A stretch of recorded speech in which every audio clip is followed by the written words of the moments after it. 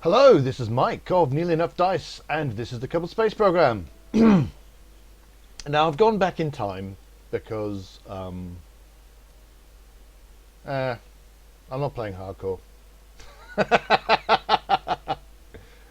Um, basically, what has happened is I have remembered that I, in fact, made a docking program, and I thought to myself, it might be a good idea to use it. Right. Recap of last episode. I failed to land. Apart from anything else, I failed to land because the skycrane was not attached to the base. I was attempting to land on the Mun. It was misaligned, so that it's got a quad engine, and two of the engines were in fact just firing into the base itself because they were misaligned. I needed to have them precisely aligned, so all four engines will now not thrust into the base itself and will in fact be able to fly the thing. So I need to redo the docking maneuver. So let's get on that. So first off, we'll decouple. Wait for the game to decide. It always goes to the wrong thing. It's quite interesting. Now I need to select the correct docking port. Right. So the way the feet are pointing up when they're stowed. So I want this to be the target. So I'll bring up. I don't necessarily need. Whoop, that's not it. What is it? I want that. There we go. Let's move that slightly there so you can. How have I done there? There you go. So you can see it. And I'll just move myself a little bit with RCS. This way. I want to move. There we go. I just want to be on this side of that docking port. I'll grab a CPU, open a terminal, switch to 0. Now in theory, switch to 0. 0 is the archive. So I'm cheatinating in that I'm not. I should have already loaded all this in, and I should have, or I should be. Accepting the the distance, the delay that you get from signals from the Mun, from Kerbal to the Mun, and all that kind of stuff. But I'm not, because I'm not playing hardcore. So switch to 0. So I'm now at the archive, which means I'm running things directly off the main store of programs. I don't care. I have no shame. So docking. Now there's going to be a pause. There always seems to be a pause while it kind of loads up the program and decides what to do with itself. I don't know what that is. I don't know what causes that. And I next have to do another thing, which is I need to set the SAS mode.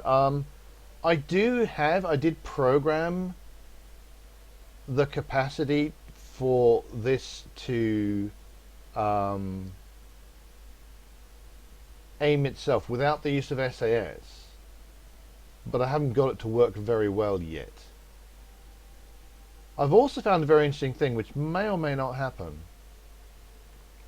We say the SAS, I put the SAS into follow target mode, right, as you might want.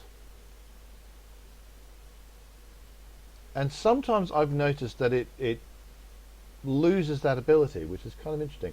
I have a sneaking suspicion it happens when the relative speed cancels out entirely in target mode. I think the KOS gets confused about how that works.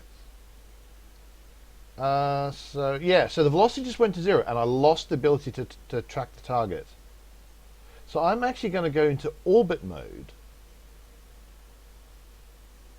because that never seems to lose the docking, the target mode. So as you can see there's a slight wobble to the ship as it keeps trying to get to a roll of exactly 0. I haven't tuned the thing right. I could make it better. I probably needed to put the PID. I'd probably need to put the D up to stop that kind of wobble. But I don't care. It's going to be close enough. It's less than a degree either way. So right, I've added one thing to this. So what it's currently doing is doing station keeping, right? So it's using the RCS to keep itself exactly 10 meters to the center of the ship. From the center of the target to the center of the ship, it's 10 meters away. And that's actually pretty cool. I could actually just stop it now and then just go forward and backwards. But what I'm going to use is I'm actually putting a thing where I can change the distance to the target. So instead of 10 meters away, if I use the H and N keys, you can kind of see, you can't see the end of the arrow because I've made it that it measures from the center of the ship instead of to the center of the target, which, as in I should control from here is what I should do.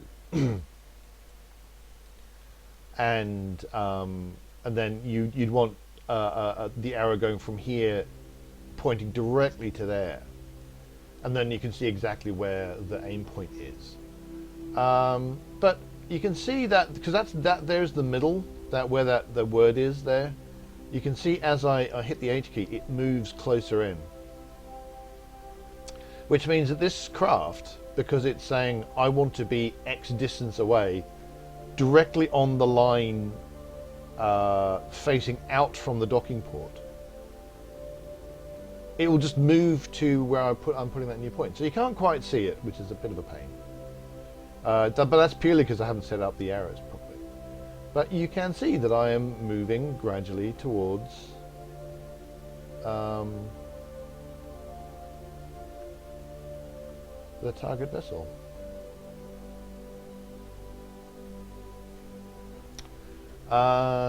There's probably all sorts of funky things going on, like because I'm changing where it's going, it's going to have that motion forwards, and when I stop, I suspect it'll have overreach someone and have to come back. But anyway, that basically means that I can now, with control, always pointing in the right way, keeping station, keeping myself lined up properly, with a good, reasonable, small amount of roll. I would like it to be less, but quite frankly, tuning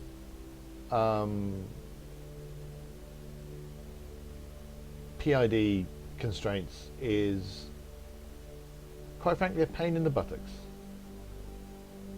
And I got to a stage where I think I can make this work, so I'm just going to do it now. So, as I say, yeah, slight wobble, but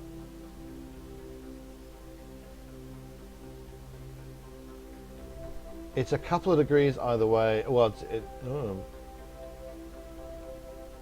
let it settle, I think.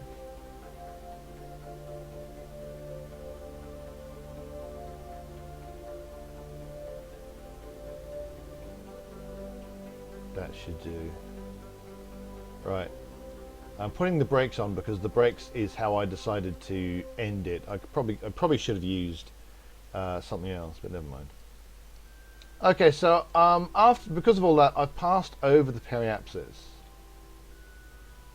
Hang on, hang on, what have I done? No, I haven't actually. Where am I? Oh, there we go. Okay, so I've now got that docking. Hurrah! I don't need you anymore. I've just realised I've gone back quite a ways. I've suddenly realised, so I haven't changed my my plane of inclination such that I will be in contact with that, which is coming up soon. So I might as well just do that manoeuvre now. That's coming up very soon.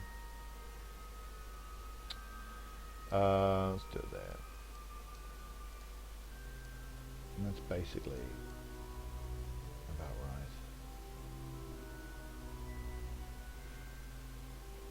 right. The other thing I'm going to need to do is well, need is perhaps the wrong term, but I'm going to want to wait. In fact, I'm just going to wait. I'm going to wait entirely. Let's just kill that.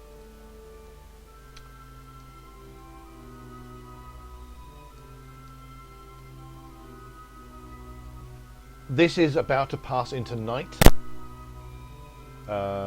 This is going to pass into night.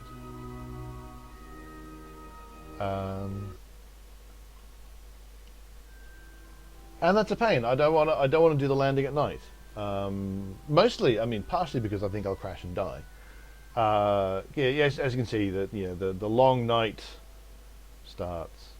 So let's get. We don't need that now. There you go. So I'm just going to fast forward.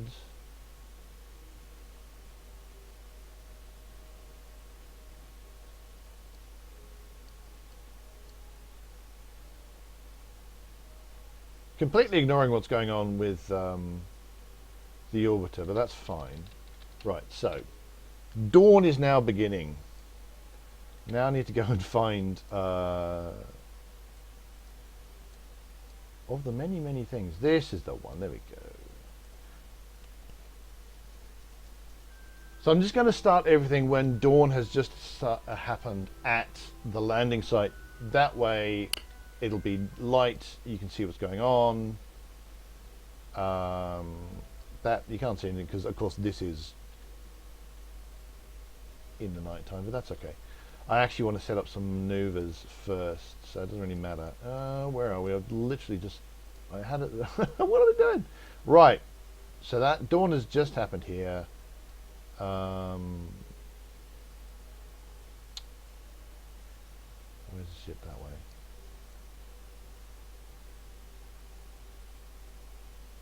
So I now want to set up a maneuver to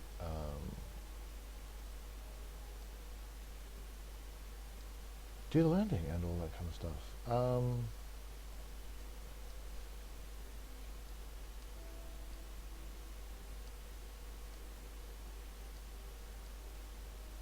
So the first one to do is the inclination change. So because I need to get down here, which is this way.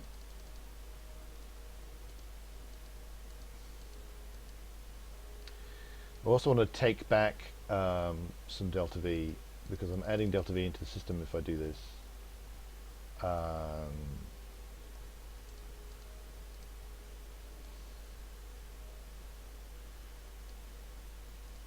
This is needlessly fiddly. Oh, what do you... Oh. Of the many things that irritate me. Little tiny... They're generally little tiny things, but... having the... when you have got something on the user interface up and the clicks will go through the user interface into the game itself, that can be slightly aggravating. Vessel orbit. I'm bring up some of that. Don't need a precise node. Thanks, precise node. And yeah, basically, I'm just gonna set myself up for landing. So what I think I'm gonna do? I think I'm gonna call the episode there. Oh, you can't see really. I think you can see that the engines are now aligned pretty well. They was aligned as they were before anyway. Another important aspect is that I have checked this, that turning forwards and back turns me the way I expect to turn. As opposed to any kind of weird play. Oh, hang on. Just make sure I'm... Right, where's my... There we go. Yeah, I thought so.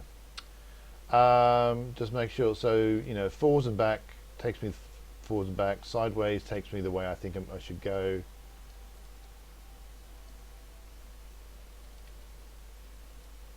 And also, if I put on RCS, um, you know, left and right, because I'm wanting to face towards there, and so I verify that I'm going the right way. So that's all good. Turn RCS off, I think. So I've got a maneuver to set up, but that's mostly easy stuff. So I'm going to be maybe also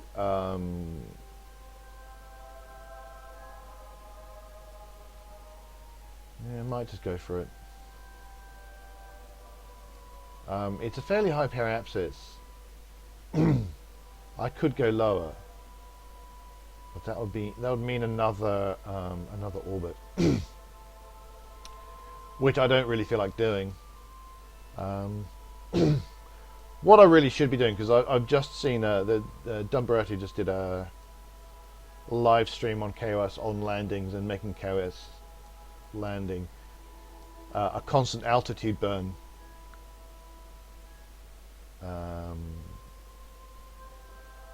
And you want to have a really low periapsis, as low as you can make it, without bashing into the landscape. But nah, I'll go with what I've got.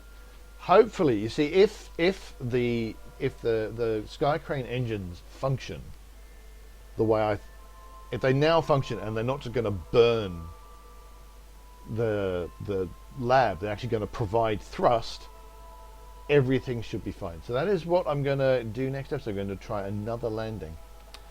So until then, thanks so much for watching. Do hit like and subscribe if you're enjoying these videos. Feel free to find Nearly Enough Dice at nearlyenough.com. We're also on Facebook and Twitter, so you can find us there.